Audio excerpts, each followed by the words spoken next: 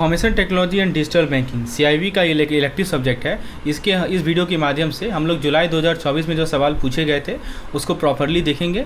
इससे इर्द गिर्द घूमता हुआ कंसेप्ट को हम लोग क्लियर करेंगे ताकि इससे रिलेटेड कोई भी क्वेश्चन आ जाए आप कॉन्फिडेंटली उसको सॉल्व कर पाएँ। चलिए दोस्तों, शुरुआत करते हैं हम लोग अपने पहले क्वेश्चन के साथ। पहला क्वेश्चन आपके स्क्रीन पर है। आपसे पूछा जा रहा है कि CVV से रिलेटेड है। CVV यानी कार्ड वेरिफिकेशन वैल्यू, ठीक है, के बारे में जो आपके क्रेडिट कार्ड या डेबिट कार्ड पर होता है। तो क्वेश्चन है कि अमेरिकन एक्सप्रेस ब्रांडेड कार्ड पर CVV नंबर कहाँ होता है और कितने डिजिट का होता है। यही कह रहा है ना कि 3 डिजिट नंबर है, ये जो भी है, ठीक है। तो कहाँ नंबर ये दिखता है और कितने डिजिट का होता है। तो आइए ऑप्शन देखते हैं। पहला कह रहा है कि 3 digit number on the back, 3 digit number on the front. देखिए, सबसे पहली बात कि पहला ऑप्शन कह रहा है 3 digit number on the back. तो एक गलत है ये ऑप्शन, क्योंकि दोस्तों 3 digit CVV number mostly visa, master card और डिस्कवर कार्ड पर बैक साइड पे होता है, अमेरिकन एक्सप्रेस कार्ड पे नहीं। तो ये ऑप्शन ए तो एलिमिनेट हो गया। 3 digit number on the front, ये भी गलत है, क्योंकि अमेरिकन एक्सप्रेस कार्ड पे जो CVV नंबर फ्रंट पे होता है, लेकिन 3 डिजिट का नहीं होता है बल्कि 4 डिजिट का होता है। ऑप्शन सी कह रहा है 4 digit number on the front. तो अमेरिकन एक्सप्रेस ब्रांड कार्ड पे CVV नंबर फ्रंट साइड पे होता है और वो 4 डिजिट का होता है। यह इनका यूनिक फीचर है कंपेयर टू अदर कार्ड। और फिर डी कह रहा है कि 4 digit number on the back, ये भी नहीं होगा। तो ऑप्शन नंबर सी सही है, ऑप्शन नंबर डी गलत है कि अमेरिकन एक्सप्रेस कार्ड पे 4 डिजिट CVV फ्रंट साइड पर होता है, बैक साइड पर नहीं होता है, राइट। तो हमारा सही जवाब क्या है? Option number C. तो देखिए, याद रखिएगा कि जो हमारा वीज़ा कार्ड है, मास्टर कार्ड है, डिस्कवर कार्ड है, ये सभी ब्रांडेड कार्ड के लिए CVV बैक साइड पे होता है और ये 3 डिजिट का होता है। और जो अमेरिकन एक्सप्रेस कार्ड है उसमें CVV फ्रंट पे होता है और वो 4 डिजिट का होता है। यह एक यूनिक फीचर है जो अमेरिकन एक्सप्रेस को डिफ्रेंशिएट करता है, राइट। समझ में आ गया। चलिए अगले सवाल की ओर बढ़ते हैं। अगला सवाल आपके स्क्रीन पर है। आपसे पूछा गया है कि UPI 123 पे जो कि NPCI ने इंट्रोड्यूस किया, स्टार्ट किया था, उसका क्या पर्पज़ था, ये सवाल है। तो यह feature national payment corporation of India ने इंट्रोड्यूस किया है और इस क्वेश्चन के थ्रू हम समझेंगे कि इसका एग्जैक्ट पर्पज़ क्या है। तो UPI 123 पे जो NPCI ने इंट्रोड्यूस किया वो किस चीज़ के लिए डिज़ाइन किया गया है। आपके सामने 4 ऑप्शन दिए गए हैं। Enabling credit card transaction online, तो गलत है, क्योंकि UPI 123 पे का ऑब्जेक्टिव क्रेडिट कार्ड ट्रांजेक्शन को इनेबल करना नहीं है। यह फीचर स्पेसिफिकली उन लोगों के लिए डिज़ाइन किया गया है जिनके पास इंटरनेट नहीं हो, जिनके पास स्मार्टफोन नहीं हो, राइट। ऑप्शन ही तो नहीं होगा। ऑप्शन बी कर रहा है allowing cashless payment through SMS और USSD बेस्ड सॉल्यूशन। हाँ, देखिए, UPI 123 पे में कैशलेस पेमेंट को इनेबल किया गया है और फीचर फ़ोन के थ्रू SMS और IVR ऑप्शन प्रोवाइड किए गए हैं। हमारे जो फीचर फ़ोन होते हैं ना, उसके थ्रू SMS और IVR ऑप्शन प्रोवाइड किए गए हैं, राइट। तो ये सबसे बड़ा फ़ायदा है इसका।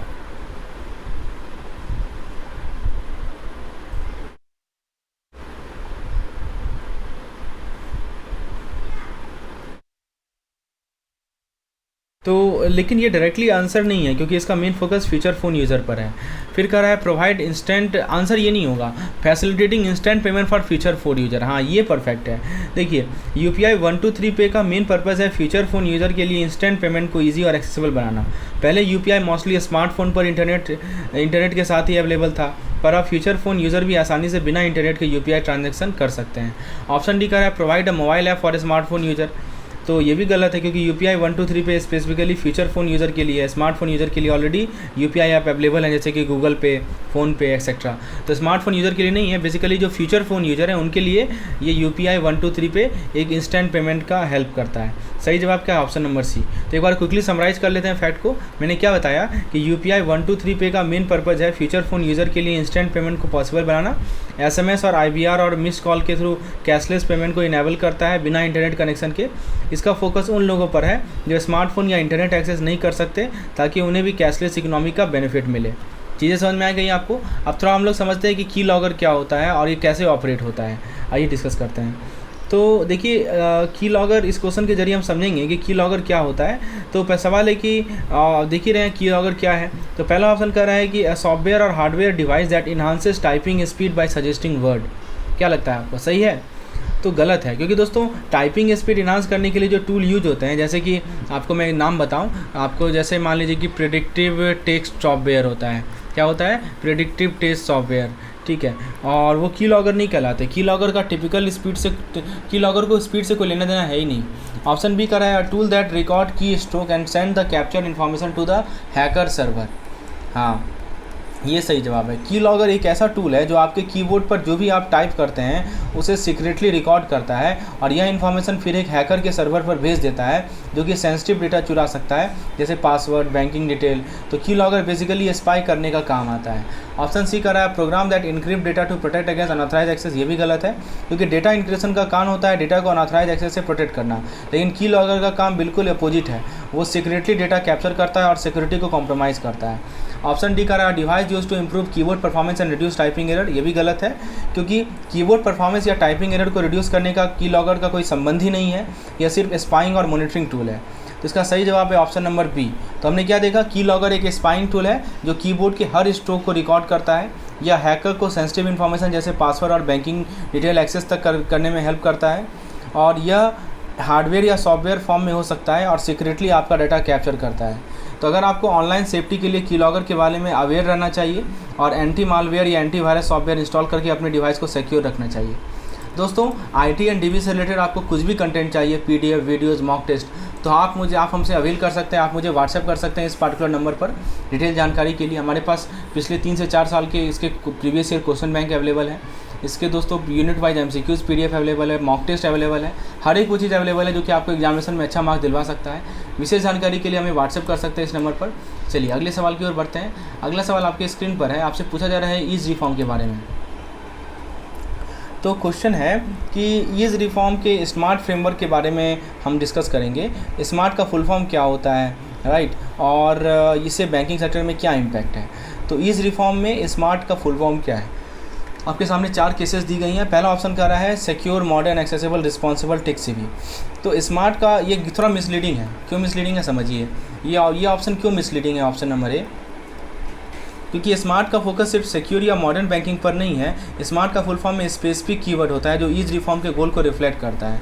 यह आंसर थोड़ा इनकम्प्लीट लग रहा है, स्पेसिफिक वर्ड यूज ही नहीं है कहीं। ऑप्शन बी कर रहा है safe and sustainable banking, modern and technology driven banking. तो ये करेक्ट है। स्मार्ट फ्रेमवर्क में मेन गोल क्या है, बैंक को ज़्यादा safe and sustainable, accessible, inclusive और टेक ड्रिवन बनाना, यानी कि हर कंपोनेंट बैंकिंग को आसान और कस्टमर सेंट्रिक बनाने में कंट्रीब्यूट करता है। ऑप्शन सी कर रहा है secure and modern banking, accessible, responsible banking, tech enable, inclusive banking. यह भी क्लोज लगता है, लेकिन स्मार्ट फ्रेमवर्क का कंप्लीट मीनिंग कन्वे नहीं करता। स्मार्ट के अंदर सेफ और सस्टेनेबल बैंकिंग का भी एस्पेक्ट है जो यहाँ मिस हो रहा है, तो सी भी नहीं होगा। ऑप्शन डी कर रहा है कि safe and manage banking, modern and accessible banking, responsive and tech driven banking. तो यह भी गलत है, क्योंकि स्मार्ट में मैनेज या सेफ बैंकिंग को इस तरह डिफाइन नहीं किया गया है। स्मार्ट का स्पेसिफिक फोकस सेफ और सस्टेनेबल बैंकिंग पर है। तो याद रखिएगा ये कीवर्ड है, safe and sustainable banking, right. तो सही जवाब है safe and sustainable banking, modern technology driven banking, accessible and inclusive banking, responsive and responsible banking, tech enable banking. ये स्मार्ट का फोकस है। तो स्मार्ट के हर एलिमेंट का पर्पज़ है ईज रिफॉर्म के गोल को अचीव करना, जो कि पब्लिक सेक्टर बैंक को कस्टमर फ्रेंडली और एफिशिएंट बनाता है। ईज रिफॉर्म के बारे में आपने INIFS में पढ़ा होगा। चलिए, NWP का फुल फॉर्म आपसे पूछा जा रहा है अगले सवाल में। सवाल है कि बैंकिंग और फाइनेंशियल सर्विस के कंटेक्स्ट में NWP का फुल फॉर्म क्या है, राइट। पहला कह रहा है नेशनल यूनिफाइड यूज़र प्रोटोकॉल। गलत है, ये गलत है ऑप्शन है। क्यों गलत है दोस्तों, क्योंकि दोस्तों NWP जो करेक्ट मीनिंग है वो है यूज़र प्रोटोकॉल नहीं आता, यहाँ पे यूज़र प्रोटोकॉल लिखा है। NWP का डिज़ाइन और पर्पस कस्टमर को बैंकिंग सर्विस प्रोवाइड करने का है, पर ये यूज़र प्रोटोकॉल से रिलेटेड नहीं है। ऑप्शन भी कह रहा है नेशनल यूनिफाइड USSD प्लेटफॉर्म। हाँ, ये सही जवाब है। यह एक ऐसा प्लेटफॉर्म है जिसे फ्यूचर फ़ोन यूज़र भी बिना इंटरनेट के बैंकिंग सर्विस एक्सेस कर सकते हैं। यानी जो हमारे फ्यूचर फ़ोन यूज़र है ना, वो भी बिना इंटरनेट के बैंकिंग सर्विस एक्सेस कर सकते हैं, बस उन्हें USSD कोड का यूज़ करना होता है। ऑप्शन सी कर रहा है national utility end user portal. यह भी गलत है। ऑप्शन डी कर रहा है नेशनल यूनिफाइड यूजेज प्लेटफॉर्म। तो देखिए, यह भी गलत है। तो सही जवाब क्या है हमारा, ऑप्शन नंबर बी सही जवाब है। याद रखिएगा, NWP का फुल फॉर्म है नेशनल यूनिफाइड USSD प्लेटफॉर्म। यह फीचर फ़ोन यूज़र को USSD कोड के थ्रू बैंकिंग सर्विस प्रोवाइड करता है। NWP का पर्पज़ है कि बैंकिंग को एक्सेसिबल और इंक्लूसिव बनाना, ये स्पेशली उन यूज़र के लिए जो रूरल एरिया या लिमिटेड इंटरनेट एक्सेस वाले रीजन में रहते हैं, राइट। अगला सवाल आपके स्क्रीन पर है। आपसे पूछा जा रहा है कि NPCI का कौन सा सब्सिडरी है। पर सवाल को समझिए। सवाल है कि NPCI का कौन सा सब्सिडरी रुपए और UPI के इंटरनेशनलाइजेशन पर फोकस करता है और 2021 में उसने कौन सा नोटेबल पार्टनरशिप इस्टेब्लिश किया। 2 सवाल है। पहला सवाल है कि जो कि UPI और यूनिफाइड पेमेंट इंटरफेस से फोकस कर रहा है, और नोटेबल पार्टनरशिप जो किया वो है। चलिए ऑप्शन वाइज बात करते हैं। पहला ऑप्शन कह रहा है NBBL और दूसरा कह रहा है कि NPCI Bharat bill payment limited partner with merchandise India. गलत है। देखिए NBBL यानी NPCI Bharat bill payment limited का focus mainly Bharat bill payment system को मैनेज करना है और इंडिया में बिल पेमेंट इकोसिस्टम को इम्प्रूव करना है। इसका रुपए और UPI को इंटरनेशनल मार्केट में ले आने से कोई लेना देना नहीं है, तो ऑप्शन ए तो एलिमिनेट हो गया। ऑप्शन बी कह रहा है NIPL, ये सही जवाब है। NIPL क्या होता है? NPCI इंटरनेशनल पेमेंट लिमिटेड, और इसने मर्चेंट ट्रेड एशिया के साथ पार्टनरशिप इस्टेब्लिश की थी जो इंडिया में रेमिटेंस को ईजी बनाती है और UPI के इंफ्रास्ट्रक्चर के थ्रू इसे इंडिया एक्सपेट अपने घर पैसा भेजने में ईजिली बेनिफिट ले सकते हैं, राइट। फिर सी कर रहा है NIPL focusing on increasing business to consumer traffic for small business. तो NIPL का मेन ऑब्जेक्टिव इंटरनेशनल मार्केट में UPI और रुपये को प्रमोट करना है, यानी विदेशी मार्केट में, right. Business to consumer traffic पे फोकस करना नहीं है। यहाँ पे क्या लिखा है? बिजनेस टू कंज्यूमर ट्रैफिक, ये गलत है। ऑप्शन डी कर रहा है NBBL NPCI Bharat bill payment Limited establish as a partnership for improving payment infrastructure in Asia, ये भी गलत है। NBBL का फोकस बिल पेमेंट सिस्टम पर है, ना कि UPI और रुपये के इंटरनेशनलाइजेशन से रिलेटेड। तो सही जवाब है ऑप्शन नंबर बी। तो हमने क्या सीखा यहाँ पे? पहले हमने NIPL का फुल फॉर्म देखा, जो कि होता है हमारा NPCI, N से होता है NPCI, I से इंटरनेशनल, P से payment limited. NPCI international payment limited रुपये और UPI को इंटरनेशनल मार्केट में प्रमोट करता है। और 2021 में NIPL ने मर्चेंट ट्रेड एशिया के साथ पार्टनरशिप की थी ताकि इंडिया में रेमिटेंस को UPI के जरिए फैसिलिटेट किया जा सके। इस पार्टनरशिप से ओवरसीज़ इंडिया में घर पैसा भेजने में UPI इंफ्रास्ट्रक्चर का यूज़ कर सकते हैं। मतलब कि जो विदेशी भारतीय हैं वो अपने घर पैसा भेज सकते हैं आसानी से इस पार्टनरशिप के माध्यम से। चलिए अगला सवाल देखते हैं। Who are shoulder surfer in context of ATM security, यानी सवाल है कि ATM सिक्योरिटी के कंटेक्स्ट में शोल्डर सर्फर कौन होते हैं। आइए ऑप्शन देखते हैं। 4 ऑप्शन दिए गए हैं। पहला ऑप्शन कह रहा है कि people who assist you genuinely when your card is stuck, ये गलत है। अब देखिए क्यों गलत है वो मैं समझाता हूँ। देखिए जब जो लोग जेन्युइनली मदद करते हैं जब कार्ड स्टक हो जाए, उसे हम शोल्डर सर्फर नहीं करते। शोल्डर सर्फर वो लोग होते हैं जो बिना परमिशन के आपके पिन या पर्सनल इन्फॉर्मेशन देखने की कोशिश करते हैं। ऑप्शन बी कह रहा है individual who provide banking service eight ATM, नहीं, गलत है। फिर ऑप्शन सी कह रहा है people lurking around ATM to observe and steal your pin और offer unsolicited help if your card is stuck, हाँ ये सही जवाब है। शोल्डर सर्फर वो लोग होते हैं जो ATM के पास खड़े होकर या पास से देखकर आपका पिन चुराने की कोशिश करते हैं, या फिर जब आपका कार्ड स्टक हो जाता है तो बिना मांगे हेल्प ऑफर करते हैं, आपकी पर्सनल इन्फॉर्मेशन ले सकते हैं।